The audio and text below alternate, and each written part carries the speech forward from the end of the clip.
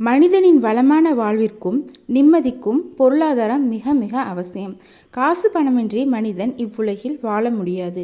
பணம் பேச துவங்கிவிட்டால் மற்ற எல்லா சங்கதிகளும் முடமாகிவிடுகிறது.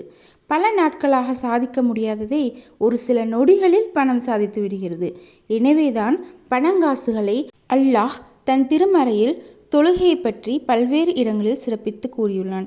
எனினும் தொழுகை நிறைவேற்றப்பட்டுவிட்டால் பூமியில் நீங்கள் பரவிச் சென்று அல்லாஹுடைய அருட்கொடையை தேடிக்கொள்ளுங்கள்.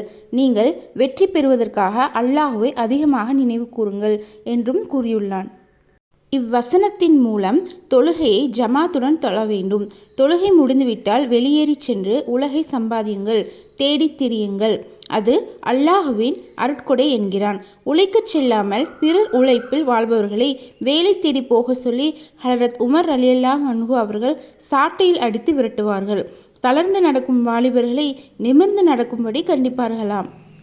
யாசகம் தேடி வந்த ஓர் நபித்தோழருக்கு கோடாரிக்கு ஏற்பாடு செய்து கொடுத்து விறகு வெட்டி சம்பாதித்துக்கொள், 15 நாளிற்கு என் பார்வையில் படக்கூடாது என கண்டித்தார்கள்.